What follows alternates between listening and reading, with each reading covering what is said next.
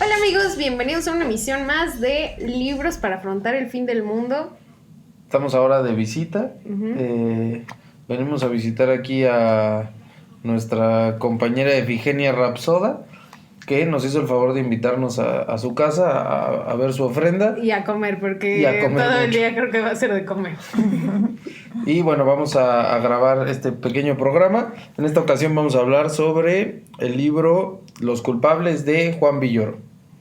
Así es, este libro se publicó en el 2007, cuesta más o menos unos 104 pesos. Hay por ahí otras ediciones que son un poquito más caras, entonces pues...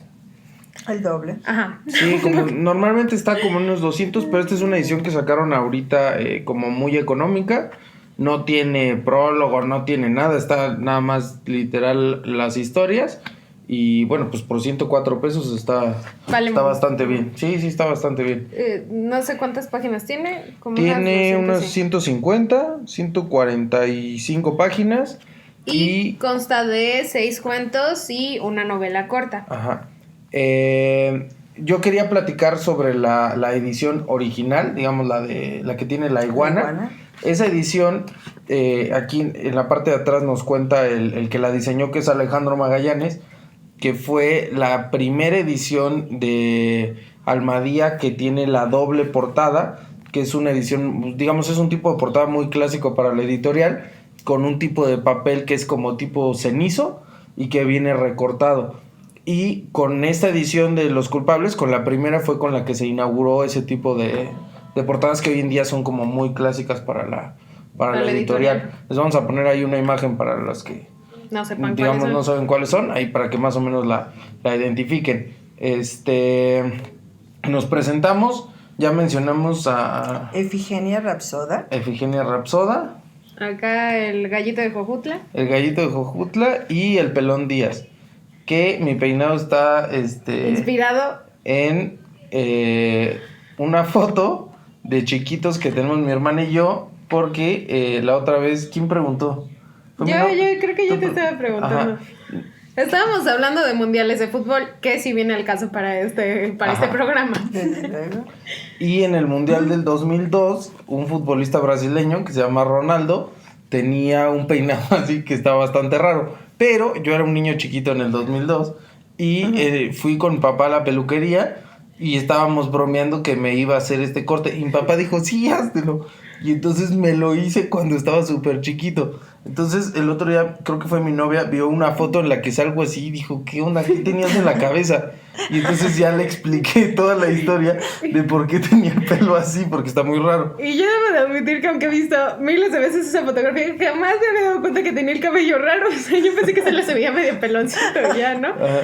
Entonces, pues si quieren conocer un niño extraño, ahí también se los vamos a poner. Ajá, vamos a poner la foto ahí para que vean el look. Pero bueno, ya una vez contado todo esto, vamos a empezar a platicarles sobre el autor, Juan Villoro. Bueno, pues él nace el 24 de mayo de 1956 en la Ciudad de México. Él, con su padre, todo un personaje, el filósofo Luis Villoro, y su madre, que estudió letras y finalmente es psicoanalista.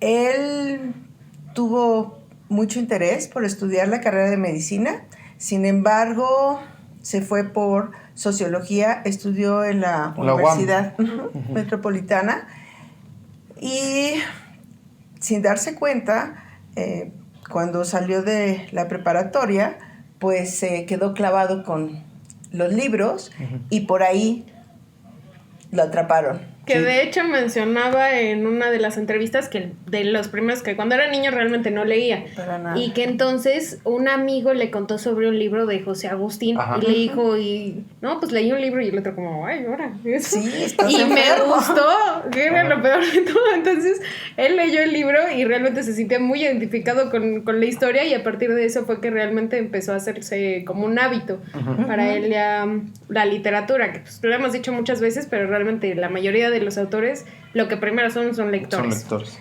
Sí, y también ahí su abuela le contaba muchas historias, y piensa que por ahí también fue algo que desde chico empezó a sentir, a vivir, porque estando en secundaria también estuvo en un periódico estudiantil, estuvo haciendo él crónicas y que su columna era la más leída porque eran los chismes y todo lo que sucedía. En fin, ya. Bueno, esta parte, digamos, también tiene que ver con su profesión, que realmente como periodista, porque hoy en día ejerce como columnista en algunos periódicos o revistas de circulación nacional.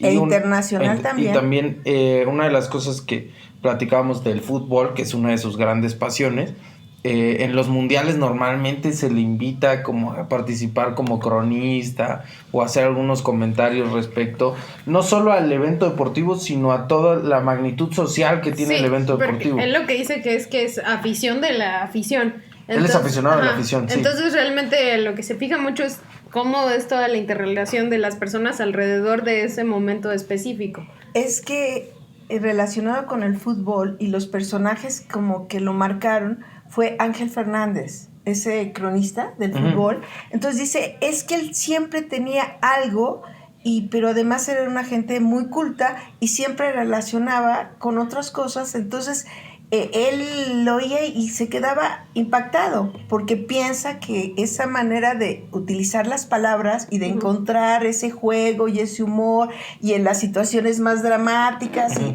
sacar el chistorete, pues para él fue fabuloso. Entonces sí, entre el fútbol y que en algún momento dado de niño en su soledad y querer pertenecer ahí con sus amigos de la cuadra, que entonces sí se jugaba en la calle, entonces por eso su gran amor por el Necaxa, ¿no? Ajá, creo que nada más hay 2 aficionados del Necaxa en México y uno es y la otra es mi abuela. Otra es la tita. Sí, la otra es la tita.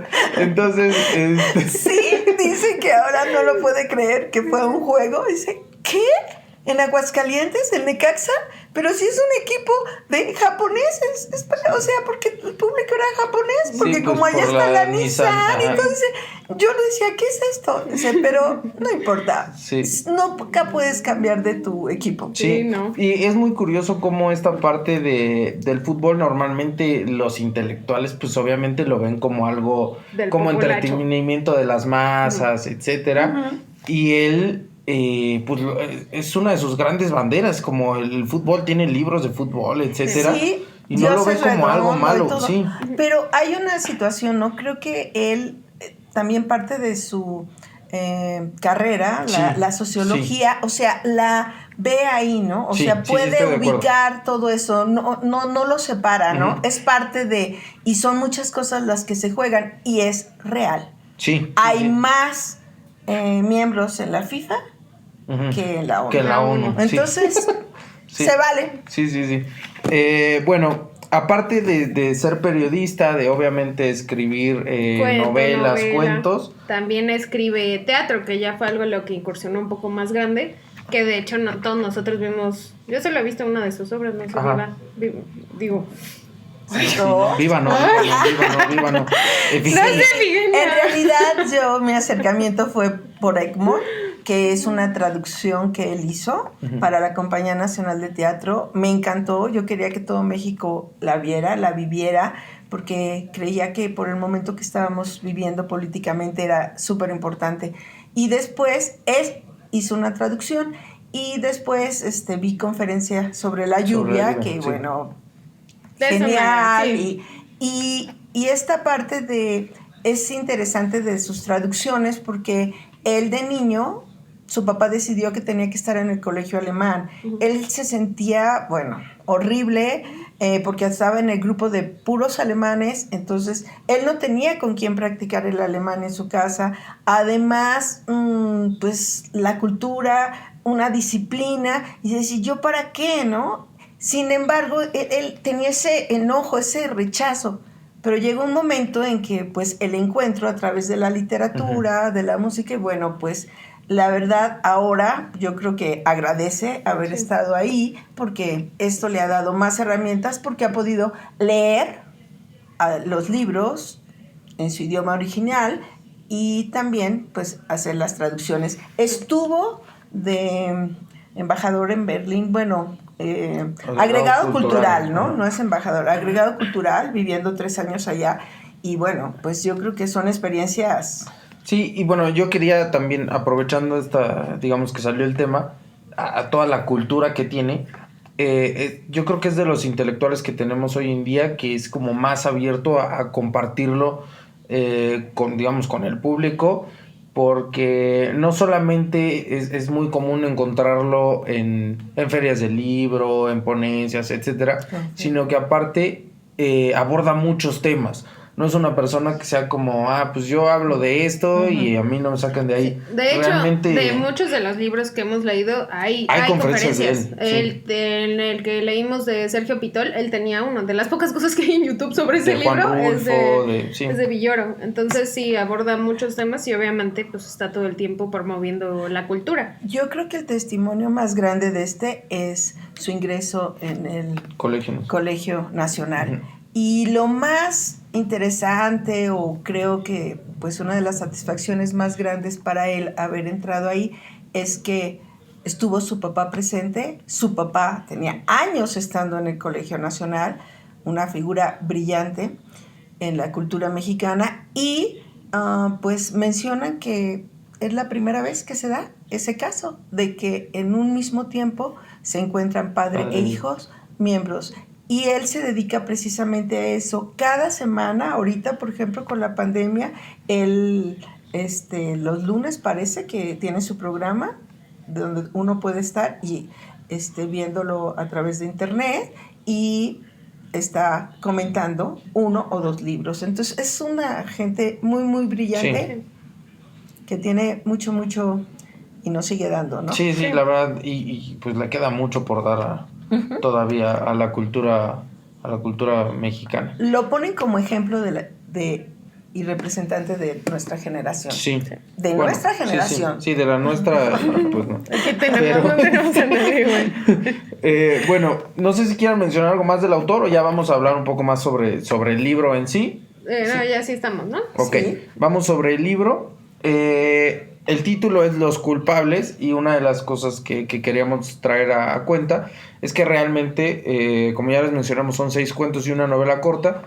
Todos llevan el hilo conductor de la culpabilidad que sienten los personajes por, pues, digamos, algo que sucedió en un momento específico y que lo van cargando con el paso del tiempo, ¿no? Entonces, eso está interesante porque en una entrevista yo escuchaba que él decía, es que hacer un libro de cuentos no es juntar 3, 4 historias, meterlas, entregárselas a la editorial y vámonos. Es crear historias que tengan algo en común.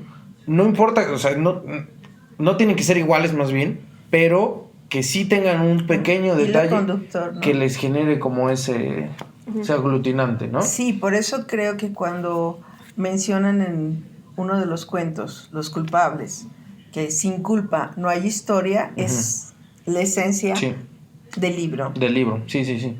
Entonces, digamos eso como inicio. Otra de las cosas que queríamos contar... El lenguaje, obviamente es un lenguaje súper coloquial, está muy al alcance de todos, es como cualquiera de nosotros casi habla. No hay pretexto para no leer. Sí. Y algo que se nos hizo muy interesante fue la aproximación que tiene a la sexualidad. O sea, realmente para ser una persona... ¿De 60 y tantos?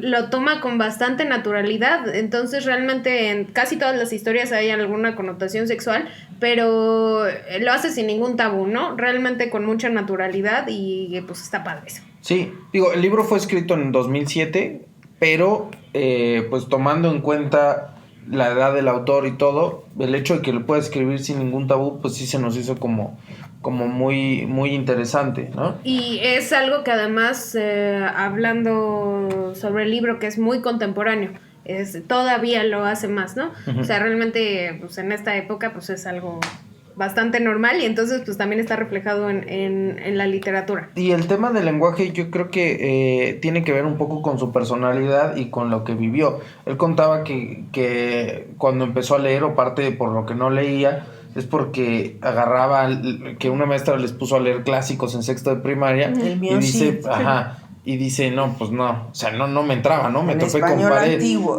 Entonces, y él, yo creo que escribe con una sencillez y todo te lo va contando con una sencillez. No tiene las grandes pretensiones de querer contarlo de una forma Compleja. rimbombante o compleja. Finalmente es alguien que te está contando una historia y ya, ¿no? Se siente eso, es para compartir, no para decir en el mundo intelectual, no es otra cosa, ¿no? Y otra de las cosas que creo que vale la pena mencionar es que pues de alguna manera tiene un toque de frescura que es hasta cierto punto cómico, ¿no? En uno de nuestros primeros capítulos hablamos sobre Jorge Ibargüengoitia y yo decía que es un autor que es gracioso y mi hermana dijo, pues no me reí tanto, ¿no? No, pero otra vez voy a reivindicarlo. Estábamos muy jóvenes, ¿no? No estábamos jóvenes, pues. Ya pasaron 8 meses. Entonces, sí está chistoso Ibargüengoitia. Escribir de forma cómica es complicado, o sea, pasar esa chispa que tiene una conversación por los gestos, por lo que sea, pasarlo a palabras y que el interlocutor pues lo entienda de esa forma es complicado y él lo logra. Sí, lo logra. También tiene varios momentos en los que sí te ríes, definitivamente. Entonces, digamos, creo que eso es en general como puntos que queremos tocar. Sí, otra de las cosas es que en casi todos sus cuentos se habla en primera persona y no sale el nombre del protagonista por lo mismo. Solamente, por ejemplo, por ahí sale Julián, alguno, pero y hay una situación que además de hablar de la culpa, que pues obviamente hay traición, a la vez hay amistad, hay fraternidad. Entonces así como que dices, ¿cómo? Pero yo creo que eso es también lo que genera la culpa. Sí. Ese sentido. Sí, claro. Porque de ahí parte como es que somos hermanos, somos amigos, tal, pero pasó tal cosa, ¿no? Y por eso yo la voy cargando, por eso no la pude dejar, porque esta relación de amistad o de hermandad o lo que sea, o de pareja, es lo que me hace cargarla a lo largo de... Pero a lo mejor también tiene que ver una cuestión que nos marca culturalmente, ¿no? Que nos encanta mucho el drama, la victimización, etcétera, porque por otro lado no es nada más así. Le pasó en Los Culpables con los inmigrantes, en los cuales se siente culpable de que por haberlos querido ayudar, ¿qué tal que se murieron en la cajuela? No estoy adelantando, pero me refiero, sin ser alguien, todo, no te preocupes. sin ser alguien tan cercano, pero eso porque es parte de nuestra cultura, ir cargando, entonces él pues nada más nos lo pone muy obvio en sus cuentos, ¿no? Nos refleja. Sí. Y es lo que dice, ¿no? Que en la ficción todo se vale, ¿no? Muy bien. Vamos a contar un poco sobre 3 cuentos que no es que sean los mejores ni nada, pero son los que nos parece que tienen un poquito más de carnita para platicar. Entonces, el primero de ellos es con el cual arranca el libro, que es el del mariachi. Entonces... contemos en términos contexto, es pues un mariachito. Un mariachi. El gallito. Ajá, un gallito. Hecho y derecho. Y pues él realmente no quería ser mariachi, ¿no? Las circunstancias lo fueron llevando ahí, pues ya. Y total que lo invitan a participar en una película. Y y realmente pues ya se va desarrollando ahí la historia, pero pasa una situación en la que él en la película se supone que va a salir como en un desnudo. Y total que meten un actor porno en ese desnudo que está, y dicen que está bastante bien dotado. Que hasta dice que está, ¿cómo se dice? Que son como el tal del millón, que está hasta asegurados. Tal cual, ¿no?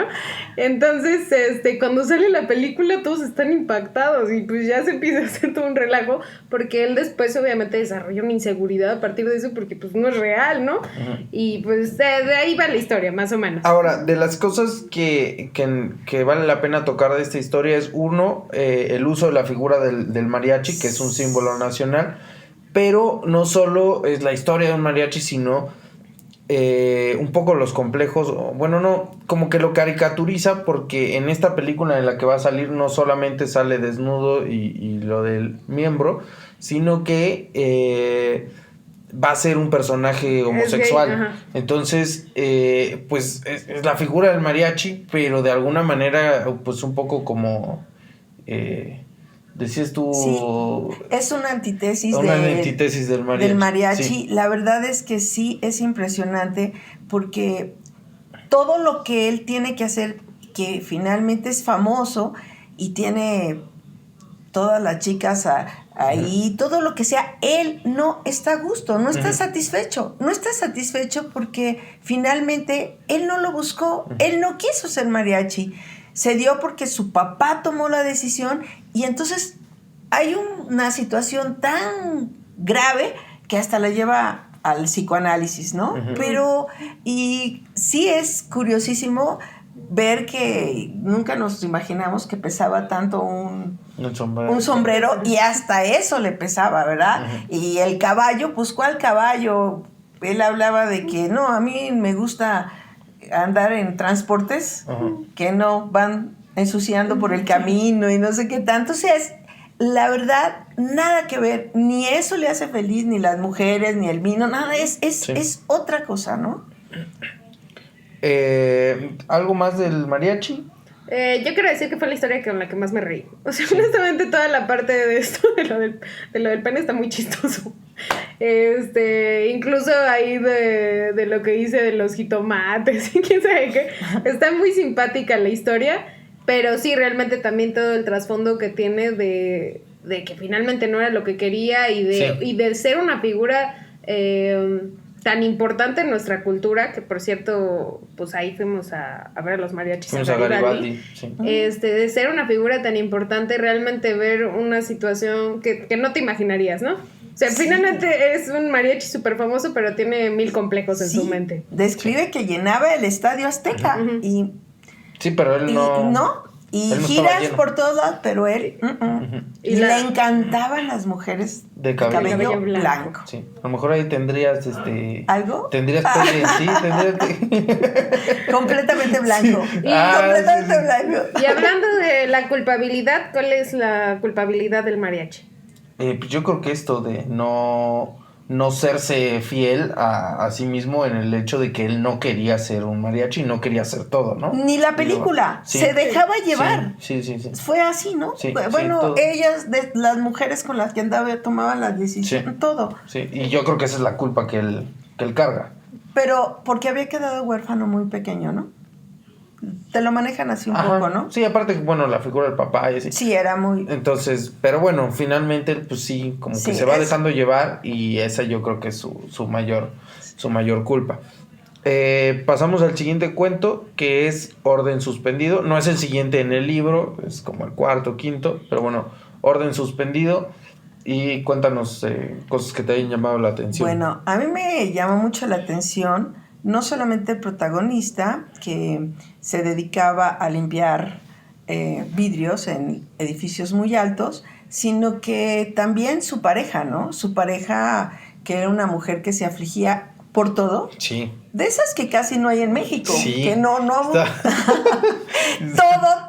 todo lo que pasaba y lo que no pasaba le generaba problema. Y tenía un compañero que siempre estaba traumado, cómo lo trataba su padre y todo, y decía, es que lo peor, imagínate ver el cielo desde una alcantarilla, y bueno, era un drama total. Sí.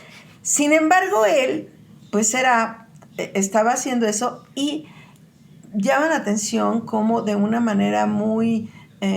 bajo la situación económica, él juntaba para lograr un sueño en una alcancía de Spider-Man. Sí, pero que había tenido antes chocolate. Ajá.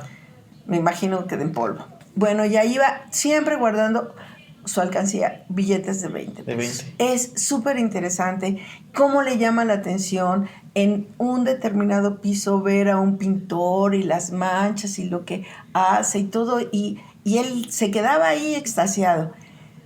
Sin embargo, este cuento, que es interesante y ya irán a comentar también ustedes, a mí me contactó mucho con el edificio Willis en Chicago, que es impactante y que puede uno tomarse fotos como si estuviera limpiando vidrios, o puede ir a un mirador donde ves así todo, pero minúscula, y que nada más subir a los 200 y tantos pisos, o sea, el subir en el elevador, que no hay otra manera de subir más que por el elevador, bueno, hasta los oídos sientes que te truenan, es impactante. Entonces, Chicago me conecta a un viaje bellísimo con mis nietos, mi familia, y que ahí vivió mi padre. Entonces, así como que, wow, se me hace una de las ciudades más increíbles, pero yo luego imaginaba ese edificio. Y la verdad es que la gente va nada más a tomarse la foto porque sale el vidrio para estar tú así en el aire, ¿no? Así como... Es una sensación, es algo bellísimo. Pero cuando leí este libro, además de esas conexiones, y que llegas al final, dices, no puede ser, sí, pobre hombre. No, o sea... No puedes pasarle. Sí. Y todo por esa mujer que de todo se angustiaba. No vamos a contar el final, ¿no? No. Lo vamos a dejar sin contar, pero es un gran final. Sí, súper. Creo que en general todos los finales son buenos de estos, son buenos finales. ¿Y qué quieres comentar sobre Bueno, yo quería contar el hecho de que la lotería juega un papel, digamos, muy importante en la historia, porque... pues finalmente representa lo que representa para el pueblo mexicano, ¿no? Es la esperanza, el decir, voy, compro mi boletito, mi cachito, y capaz de que me lo gano, ¿no? Uh-huh. Y la ilusión de cuando va a salir el resultado, ir a que ver. Vas a revisar en las... Como otro de los libros que ustedes contaron, también, de que compran la máquina... ¿También? Ah, sí. Sí, es la ilusión como de decir, ¿no? Es que ya a veces con esto voy a nada salir, más, ¿no? Están haciendo planes que nunca ni compran todo lo que, pero ya nada más de imaginarse ya. Ajá. Es lo divertido, el ir a comprar el boleto. El ir a comprar el boleto, eso es lo que vale la pena, ¿no? La emoción de... El otro día platicábamos sobre qué es lo que generarán las apuestas o eso. Realmente pues es la adrenalina como de sentir que, y en este caso pues la aspiración de que va a salir de esa situación en la que está para poder estar mejor gracias a su boleto de lotería, ¿no? Entonces eso me llamó mucho la atención porque en esto de que hablábamos del lenguaje coloquial, no solamente es el lenguaje, sino que las situaciones que presenta son cosas con las cuales uno es fácil de que se identifique, ¿no? La lotería, el fútbol, el mariachi, los amigos, etcétera. Entonces creo que eso pues es como un gran punto de este cuento, ¿no? Encontrar a esa figura de la lotería. Vale la pena que lo lean, la verdad, porque van a encontrar que el hombre araña, el chocolate, la lotería, la pintura, o sea, todo tiene una magia especial. Sí, está muy bueno. Y sí, el final está muy chido. Y el nombre del cuento me parece muy bueno, también quiero decirlo. Orden suspendido. Está chido. Sí. Y el último que vamos a hablar es de la novela corta, que es Amigos Mexicanos. Digamos, es un poco más larga, entonces tiene posibilidad de desarrollar más a los personajes. Hay más personajes que en el resto de historias. Y una de las cosas que ahorita platicábamos que a mí más me llamó la atención es que en esta novela encontramos la culpabilidad en todos los personajes. Normalmente en las otras historias solo la encontramos en el personaje principal, que es como el que nos está contando la historia, pero acá como es mayor el desarrollo podemos ver la culpabilidad en todos y luego como esa misma culpabilidad es la que le va dando forma a la historia. Entonces me parece también que por eso es un buen cierre para el libro, es lo último, y es un buen cierre porque entonces empiezas a saber cómo la culpabilidad de un personaje, tú digamos estuviste viendo esa parte, pero ahora cómo si lo vieras de forma aislada va generando el entramado de la historia, ¿no? Eso me gustó mucho y la parte de cómo se nos tiene, o la impresión que hay del mexicano, de la cultura mexicana, ¿no? Sí. Para poner poquito en contexto, es un como guía Pues es que en no realidad un no es guía. No. Pero le tiene que dar en un momento un guía a un americano. Ajá, que es periodista el americano, viene a México y le pide como que le ayude a llevarlo casi A los al lugares. corazón. Ajá. idóneos. Y él para lo su lleva, historia. lo lleva a la Casa Azul y lo lleva así, y el otro no quiere eso. El otro quiere como sacrificios y rituales y cosas Violencia. así. Ajá, después quiere narcotráfico y todo. Y el otro dice, pues es que eso no es México, ¿no? Pero es la visión que tiene el extranjero de lo que tiene que ser, en este caso para su historia, pero lo que tiene que ser México, por lo que muchas veces se ve o se percibe desde fuera, ¿no? Sí, pero aparte ya le había tomado el pelo, ¿no? Ya le había acompañado para la historia, ya le había invertido mucho tiempo y no le había dado el crédito. Entonces eso genera una situación ahí difícil entre los dos, ¿no? Y después nuevamente regresa y ya con más, quiere más. Quiere ¡Sangre! Sí, quiere sangre. Total que entonces ya lo vuelve a llevar como de tour y a la vez está saliendo lo del guión. Ajá, un amigo suyo, él escribía como... Era un escritor que pues ya como que no tenía grandes aspiraciones y todo, pues escribía ahí lo que le pedían, y una amiga suya, con la cual como que quiere, pero nunca se ha hecho nada, le dice que le ayude escribiendo un guión. Y él, pues no, como que no le sale y le pide a un amigo suyo, a su vez, que le ayude escribiendo el guión, ¿no? Y su amigo le ayuda y lo mandan, pero él nunca lo leyó. Que eso a mí fue algo que me gustó mucho en la historia, porque realmente después la chava esta empieza a tener como una relación con él, pero él no tiene ni idea por qué, ¿no? Pero ella está ya perdidamente enamorada, como que lo que leyó... Gracias a eso. Pero él no tiene ni idea qué fue lo que escribió. Entonces, todo el tiempo está como tratando de ver qué pasó con su amigo, qué fue lo que le mandó, y a la vez empieza a descubrir cosas del pasado que hubo ahí entre su exmujer y su amigo. Entonces se siente traicionado y pues ahí hay varias cuestiones, pero me gustó mucho esta parte de lo del guión, porque al final cuando él lee realmente lo que su amigo escribió y por qué la otra mujer se enamoró de él, es porque lo describió perfectamente. O sea, el amigo lo conocía tanto mejor que él mismo. Ajá, exactamente, mejor que él mismo, y pues como que se la otorgó. Por la culpa. Por la culpa, sí, exacto. Sí, fue por la culpa, pero pues pero se dio. Pero además todo lo que se genera por el otro lado, por la culpa, con el gringo, con la esposa, con la revista. O sea, hay una serie de enredos geniales, ¿no? Sí. Sí. Y creo que, bueno, a mí fue de los que más me gustó, porque aparte tiene un poquito más de desarrollo y todo, pero está bastante bien la novela. ¿Algo más de estas tres historias? No. No, ok. Pasemos a nuestro cuento favorito, El Sorpresa, y contamos nada más tantito de por qué le pusimos eso cada quien, ¿no? ¿Quieres empezar con tu cuento favorito? A mí me llamó mucho la atención La Ruta Maya, porque la iguana, una iguana que compran así en el desierto cuando van a hacer todo un recorrido por la península de Yucatán, resulta que esa iguana se vuelve la protagonista. Entonces, es tan curioso ver el comportamiento y cómo se va relacionando con los tres personajes que llevan a cabo este viaje. Entonces, la verdad, creo que es tan importante que por eso está en la portada del primer libro, ¿no? Me parece también que el inicio del cuento, cuando dice la culpa es de la iguana, está muy bien, porque aparte es lo que después, digamos, es el inicio, pero realmente la iguana asume un papel muy importante dentro de la historia. Y tampoco te esperas el final. Sí. Tampoco, los finales son muy sorpresivos, ¿no? Sorpresivos, sí. Y sí, no, yo casi veía a la iguana, ¿no? Primero haciendo que se esconde, que sí, comiéndose parte del coche, que se aparecía, que si ya la querían mandar y regresaba y andaba como perrita. No, o sea, genial, ¿no?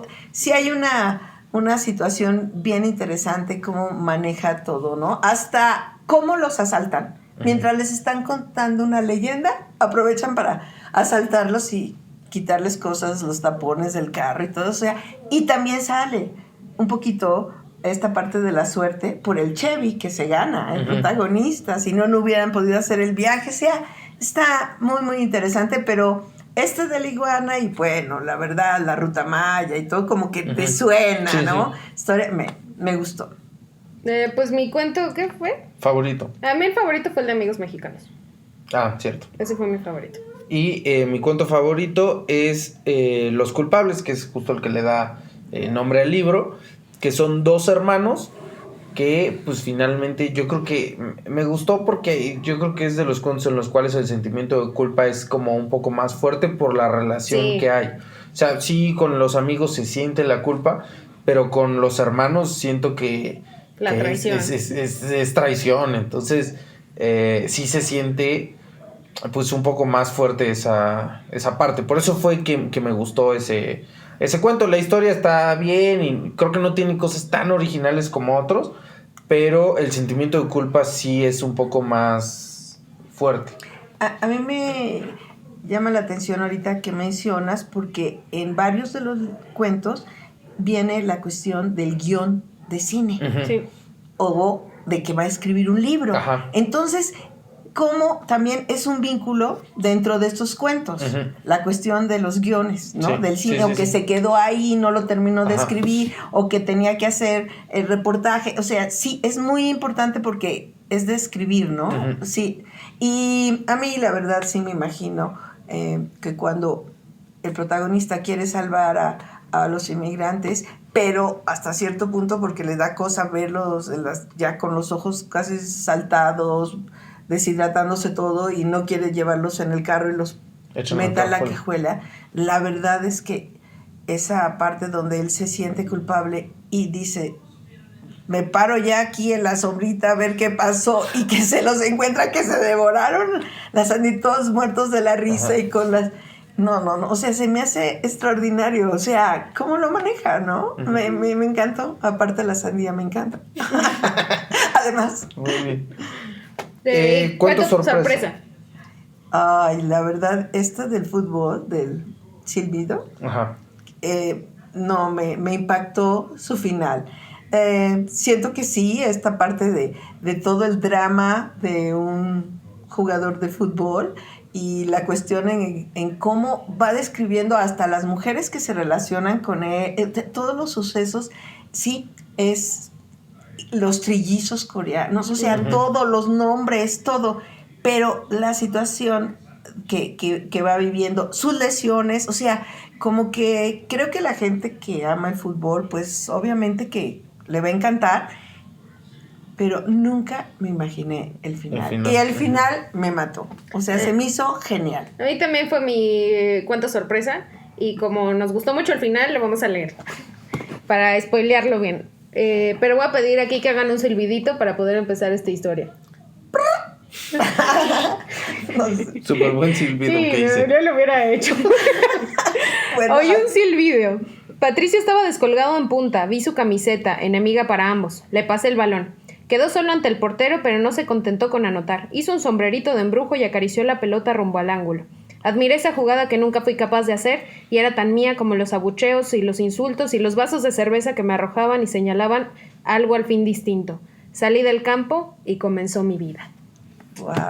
Sí. El contexto no se los vamos a dar. Para que no sepan para que algo. Lo lean, pero está bien. Buenísimo. Y mi cuento sorpresa es Patrón de Espera. Sí, creo que que se llama Patrón de Espera, que es el segundo. Y a mí Patrón de Espera. Y a mí lo que me llamó mucho la atención es que toda la historia transcurre mientras él está a punto de aterrizar el vuelo.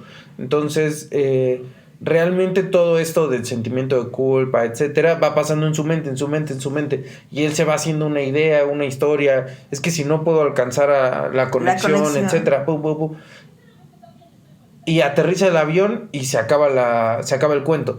Entonces me gusta mucho porque una de las cosas que él menciona en entrevistas y de las cuales hemos platicado en otras ocasiones es esta virtud que tiene el cuento, que no necesita grandes desarrollos, no necesita nada. Lo único que necesita es contarte algo conciso que puede ser su pensamiento mientras va aterrizando el avión y ya. Y si logra atraparte, logró el cometido del cuento, ¿no? Entonces, eso pues me gusta mucho porque refleja la esencia del cuento, refleja la esencia del libro, que es la culpabilidad, y lo hace todo en muy poquitas páginas y muy bien, ¿no? Sí. Entonces, patrón de espera. Y nos vamos con la calificación. Sí. 9.5. 9.5. Yo un 9.